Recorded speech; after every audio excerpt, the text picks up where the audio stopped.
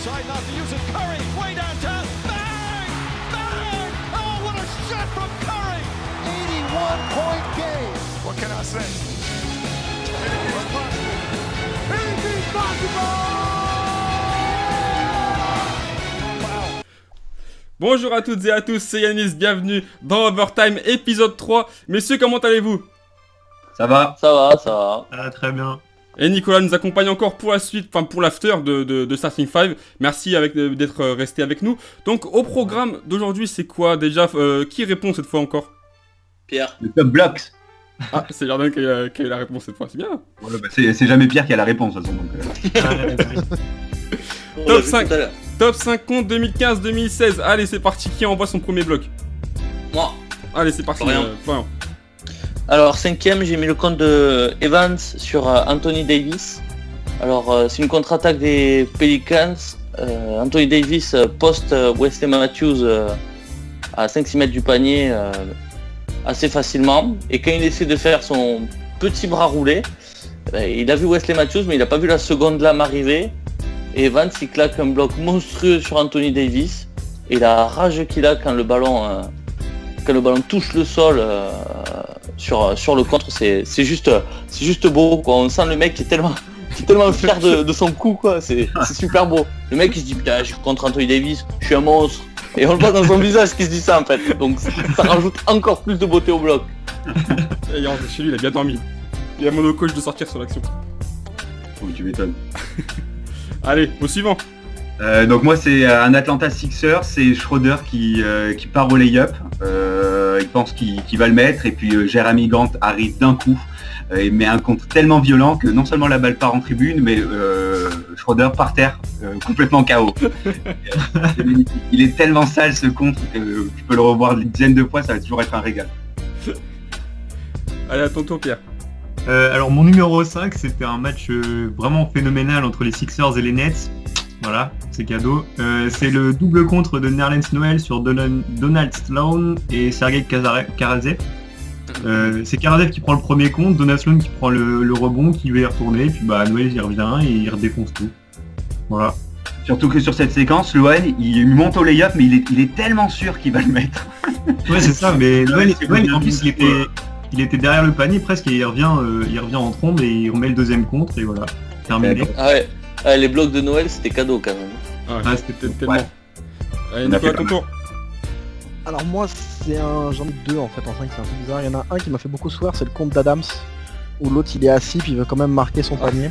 Il est un. Et il y a Adams qui le bloque et qui lui lance un regard mais tellement méprisant sur l'action. Ça m'a fait énormément rire avec sa grande moustache et ses grands trucs. Mais qu'est-ce que tu veux faire toi? Allez, va-t'en. Et voilà, donc lui je l'ai mis en 5 ce qui m'a fait rire en fait. Et puis il lance c'est son regard en fait qui m'a bien fait triper sur cette action là en fait. Je pensais pas voir ce contre-là dans le top 5, tu vois. Ah mais il m'a bien fait rire. Il m'a tellement fait rire que c'est limite mieux qu'un gros contre, tu vois. C'est le regard qu'il fait mais avec sa grande... Puis sa tête m'éclate en fait, Adams, donc... Florian, c'est à ton tour. Ouais, 4. Jamichael Green sur Lou Williams. Alors cette action déjà de bout en bout elle est un peu bizarre parce que t'as Lou Williams qui va aller au dunk. Oh, déjà c'est la première chose que tu comprends pas, le mec il fait 1m20, il va au milieu des grands pour dunker. Et là en fait il y a Jamichael Green qui se poste devant lui et qui lui met une espèce de bloc de l'espace. Il a deux doigts de lui écraser l'avant-bras sur la tête tellement il y va fort. C'est ça, c'est exactement. Et juste là quand tu regardes cette action tu te dis mais qu'est-ce qui lui est passé par la tête à Lou Williams en fait? Il a cru qu'il allait l'écraser, je sais pas qu'est-ce qu'il a essayé de faire, mais le contre est d'une telle violence que c'est impressionnant. Par contre je comprends toujours pas ce qu'a essayé de faire Lou Williams.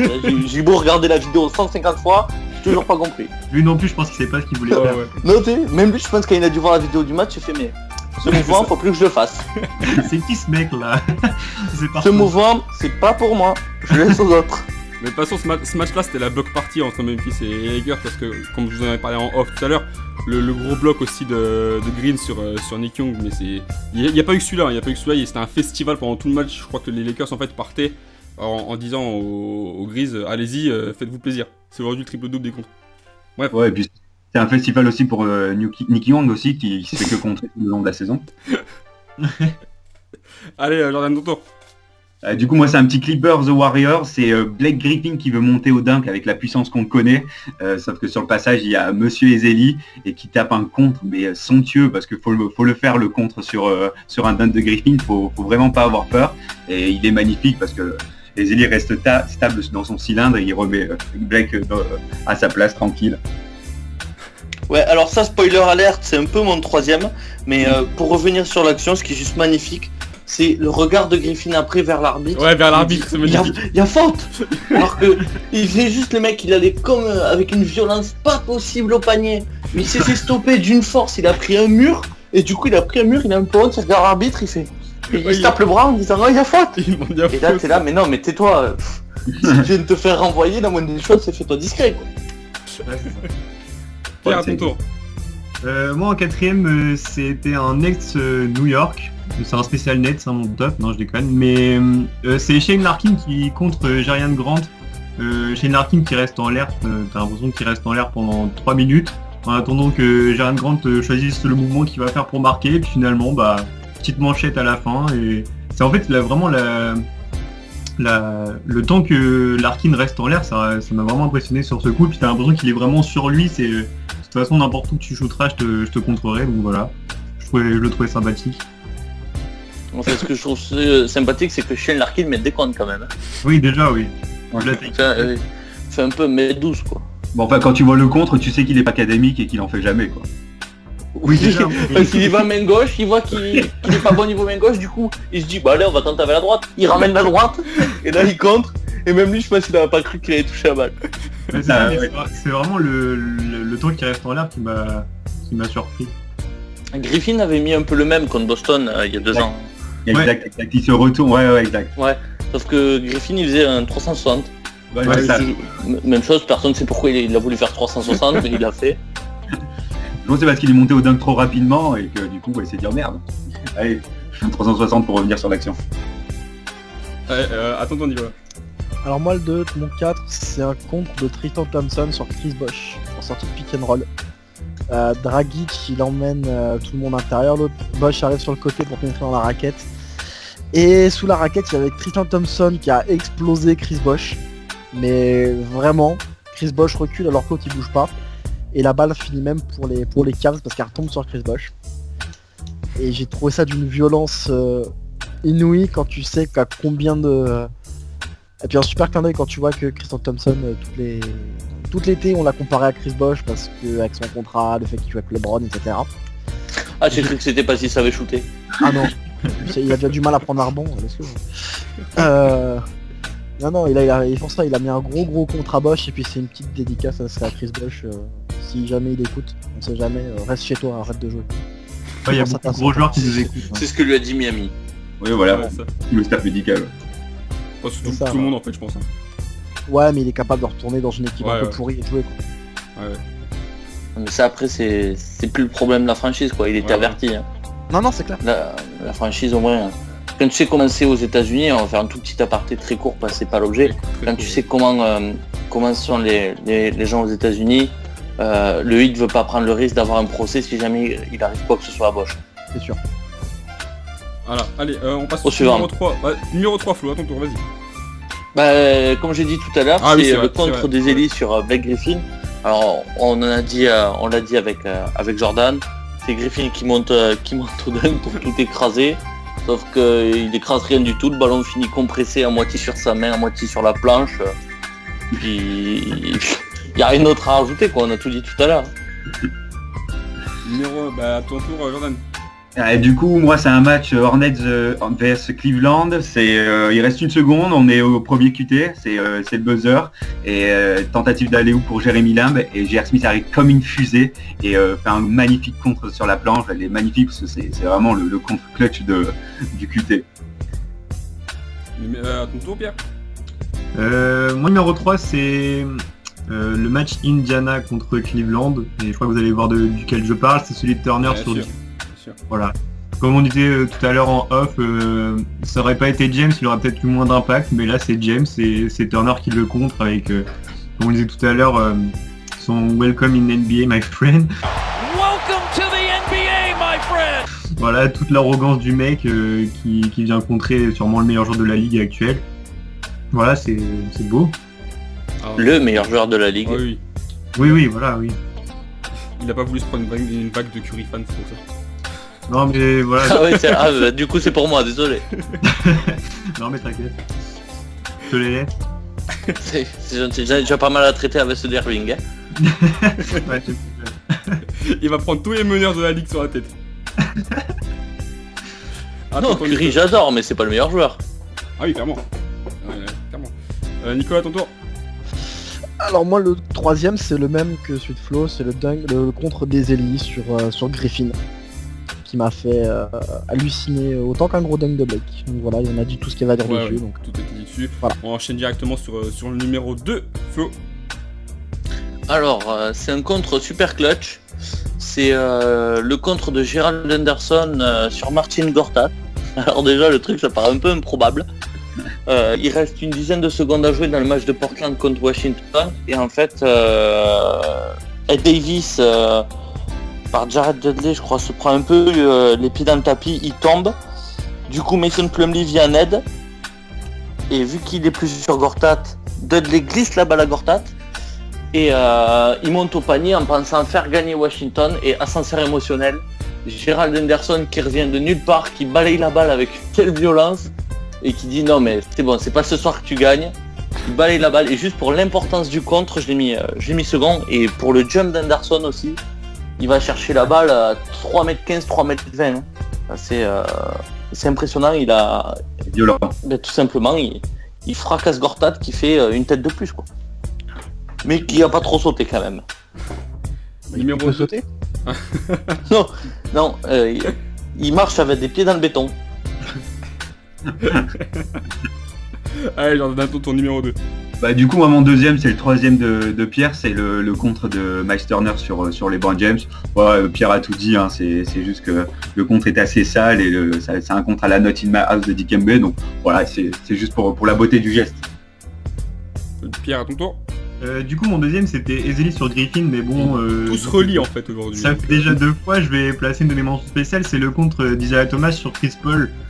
Chris Paul part tout seul en contre-attaque et t'as Thomas qui le suit comme une flèche et qui vient lui mettre un contre monstrueux. Alors je pense que Paul a pas dû le voir venir et il voulait passer son petit lay-up tranquillement, rajouter 2 points à ses stats, mais bon, je crois que Thomas en a décidé autrement. Il est beau. Donc, voilà, du coup j'avais Ezeli sur Griffin, mais bon, autant en mettre un autre.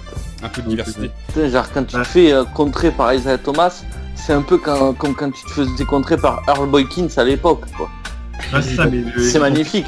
Il est vraiment violent, je trouve, le Ou contre. Nate Robinson qui avait contre Pareil, Yao Ming. Ah ouais, non, mais c'est Ah ouais. Bah, le problème, c'est que Chris Paul aussi il ralentit dans sa course, donc forcément on connaît la Oui, rapidité. c'est pour ça, c'est justement, il l'a pas vu venir, sauf que Thomas, bah, il s'arrête pas. Il va jusqu'au bout. là. Chris Paul il ralentit dans sa course. Non, c'est juste qu'il sait pas courir. Hein. c'est juste ça en fait, il a pas ralenti, il est à fond. Ouais, maintenant tu vas prendre des fans de Chris Paul, je t'avais dit. Hein. Ah ouais c'est vrai. Non parce que On pour le prend moi à deux, Chris Paul c'est le meilleur meneur de la ligue pour moi. Il y a même pas de débat En là-dessus. termes de gestion complètement. Ah mais en termes de tout. C'est le meilleur meneur de la ligue.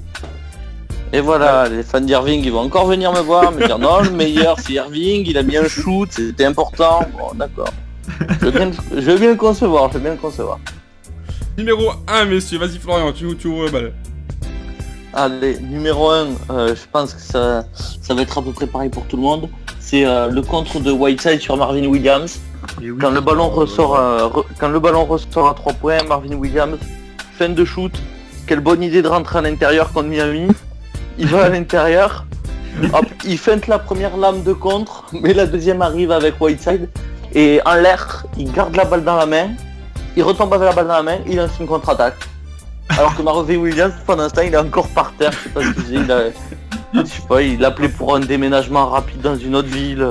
Non, mais Je sais là, pas ce qu'il faisait, mais c'est tellement violent. Et ça, c'est le genre de contre utile. C'est un contre intelligent. Ah, ouais, Plutôt que de frapper la balle Ouais, comme un voilà, abruti, elle part au 4ème rang du public. L'autre, il crie partout, mais il a toujours pas la balle. En fait, il a Ouais. rien récupéré. Lui, il la garde dans la main et il joue. Ah, mais ça, en plus. Mais le- En plus, une action intelligente de Whiteside, fallait bien la sortir, quoi. C'est l'irrespect total là. là, c'est numéro 1 indéniable. Hein. Il n'y a pas de débat. Ouais, Mais le pire, c'est que tu vois, il y a beaucoup de joueurs qui pourraient la garder au moment du contre. Hein. C'est juste pour faire un petit peu de show et se dire, regarde, comment je t'envoie la balle loin. Est-ce que Oui, quelqu'un... c'est un peu la... Il y a eu un contre de Towns comme ça, hein, où pareil, il peut la garder, mais au final, il décide de l'envoyer bouler 3ème rang. Et tu te dis, mais pourquoi tu fais ça? C'est pas utile. Ça n'a aucun intérêt. C'est pour la beauté. Ouais, la beauté, mais... Est-ce que... C'est plus humiliant de garder la balle que de l'envoyer. Ah oui, non, Ah bah oui, surtout Ah ouais, tu gardes la balle, clairement, tu le regardes un peu le type en lui disant mais qu'est-ce que t'as essayé de faire? Ouais, genre un petit regard, genre merci pour la passe, tu vois, c'est... Oui, au final, c'est Whiteside qui est premier de notre top, hein, c'est pas pour Ouais, rien. voilà, Ouais. c'est ça. voilà. On peut rajouter, on a tous le même premier, mais on peut quand même rajouter le contre de LeBron James en playoff sur Iggy quand même, parce que ça reste quand même le contre le plus important de sa carrière, et je trouve ça quand même beau de le mettre. Il est Alors, emblématique, il est important, emblématique. voilà, important en termes d'enjeu, Ouais, oui. en termes d'importance sur le papier pour une victoire. Après, pas spécialement spectaculaire, hein. LeBron James, on sait que c'est un monstre, il revient vite. Mais l'importance du bloc, oui, clairement, Ah oui, là. elle est là, quoi. Ouais, parce que tu le fais dans un match basique de saison régulière, il est pas pareil. Ouais, Oui, voilà, mais c'est un beau contre, mais t'as pas de quoi te taper le cul par terre, quoi. Ah ouais, Voilà. c'est- Mais là, c'est l'enjeu et l'importance du contre et la rage avec laquelle il revient, quoi. Parce que le mec, physiquement, c'est un avion de chasse quand même. Hein. Ouais, c'est ça, ouais. Après, là où je comprends pas trop, c'est en regardant l'action, pourquoi Iggy baisse la balle. Je pense qu'il a un peu une perte de lucidité aussi sur la contre-attaque. Avec la fatigue accumulée, à un moment, il baisse la balle alors qu'il n'y a pas besoin. Et c'est juste ce délai-là qui fait que LeBron James a vraiment le temps de bien revenir, quoi. Ouais, je pense qu'il s'est vu trop beau après l'esquive du contre, enfin, de J.R. Smith, je pense. Hein, c'est... Ouais, voilà. Et je sais pas pourquoi il baisse la balle pour... Parce que J.R. Smith, si Godala lève les bras, il va pas aussi haut. Ah ouais, c'est ça, c'est clair. Donc voilà, et ça fait que James peut revenir et il peut le cueillir, mais tellement beau. C'est Ouais, comme Nate Robinson cueillir Yao Ming. ça reste un des comptes les plus magnifiques au monde. Ça. Et tu vois, Guillaume, Et c'est l'autre un- qui fait semblant Ouais, de blesser ouais, en plus. c'est ça. Yao qui pleure quoi. Non mais quelle horreur. c'est le petit... La blessure factice, quoi. Donc voilà, messieurs, est-ce que si rien encore, vous n'avez encore rien à rajouter pour ce top 5, je pense que vous avez tout dit au sujet des comptes emblématiques, bref tout. On a là un des overtime les plus longs, mais en tout cas merci à Nicolas de nous avoir accompagnés jusqu'au bout pour ce Merci à vous. après Starting 5. Donc on te remercie encore d'avoir participé, d'avoir donné ton top 5. À la semaine prochaine pour un prochain épisode d'Overtime. Merci de nous avoir écoutés jusqu'au bout et bye. Ciao. Bonne soirée. Salut.